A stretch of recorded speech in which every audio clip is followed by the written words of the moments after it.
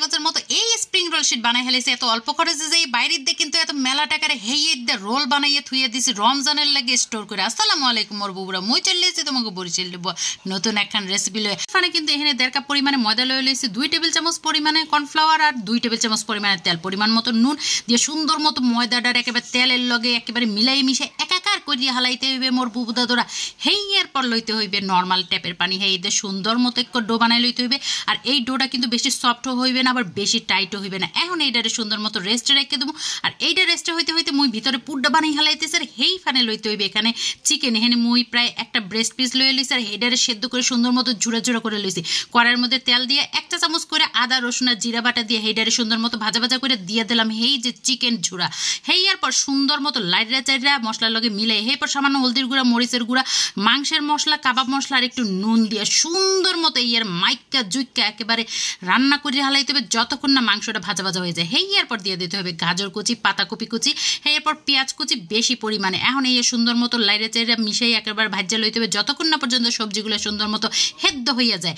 যখনই সবজিগুলো সুন্দর মতো সেদ্ধ হয়ে যাবে তখনই এর মধ্যে ধনিয়া পাতা কুচি, কাঁচামরিচ কুচি আর দিয়ে দেবো সামান্য একটু চিনি আর দিয়ে দেবো 2 টেবিল চামচ পরিমাণে গুঁড়া দুধ। আর গুঁড়া দুধটা দিলে এই ভেজিটেবলটা মানে এই যে পুরটা যে এত মাখো মাখো হয় আর টেস্টে একেবারে অন্য লেভেলের চলে যায়। যাই হোক সুন্দর মতো ভাজা ভাজা করে লইলেই কিন্তু এই যে মগু পুরটা একেবারে রেডি। পুরটা এখন ঠান্ডা হইতে দিয়ে দিছি। আর এদিকে মোরা শীটটা বানাই হলাম। টোটাল ডো দিয়ে মুই কিন্তু 6-7টা পরিমাণে লেচি কেটে লইছি। লেচিগুলো একটু ছোট ছোট করে কেটে লইতে হবে। প্রত্যেকটা লেচি থেকে এক একটা করে ছোট ছোট রুটি বানাই লইতে হবে। এই রুটিগুলো কিন্তু বেশি বড় করা যাবে না, একেবারে ছোট ছোট করে বানাই হেলাইতে হইবে। এরকম করে মুই হগল রুটিগুলারে কিন্তু বানাই হেলাইছি।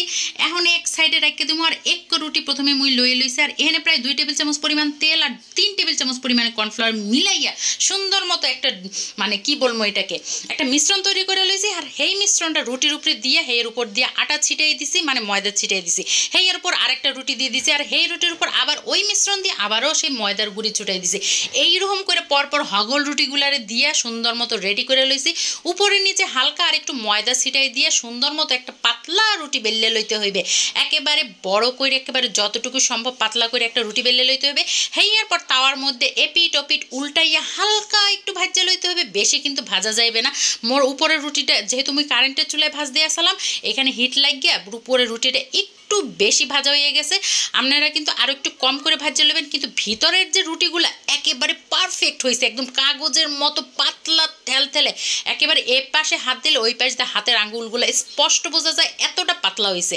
তো এইরকম করে হগলটি বানানো হয়ে গেলে এডেরে মুই 4 কোনা করে সমান মাপে হগলটি স্প্রিং রোলের শিটগুলো বানাইলুমু। আর এই যে 4 পাশের যেগুলো আছে এগুলো কিন্তু মোটেও হালাই দেবেন না। এই এতে কিন্তু আগামীকালকেই মুই এক রেসিপি লইয়া আই পড়বো, আপনারা কিন্তু অবশ্যই দেখতে আইয়ে পড়বেন। মোর হগলটি কিন্তু সুন্দর মতো কাটাকুটি হয়ে গেছে। আর এগুলো কতটা পাতলা হয়েছে আপনারা কিন্তু নিজেরাই দেখতে লইছেন। হেইয়ার পর এক এক শীট লইয়া মাঝখানে পরিমাণ মতো হেই যে পুর বানাই রাখছে সেইটা দিয়ে দিতে হইবে। আর চারপাশে একটা ময়দার মিশ্রণ দিয়ে একদম আঠার মতো একটা মিশ্রণ বানাই লইছি ময়দার পানি দিয়ে।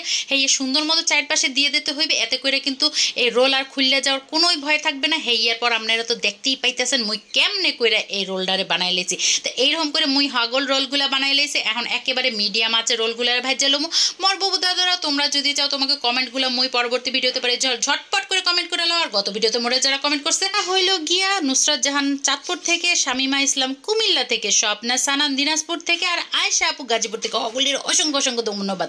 মোর বাবু দাদারা তোমাকে যদি মোর ভিডিওটা কোনো হান্ডে একটুখানিও ভালো লাগে তাহলে একটা লাইক কমেন্ট শেয়ার দিতে ভুলবা না। তো পরবর্তী ভিডিওতে আবার দেখা হবে, সে পর্যন্ত ভালো থেকো, ধন্যবাদ।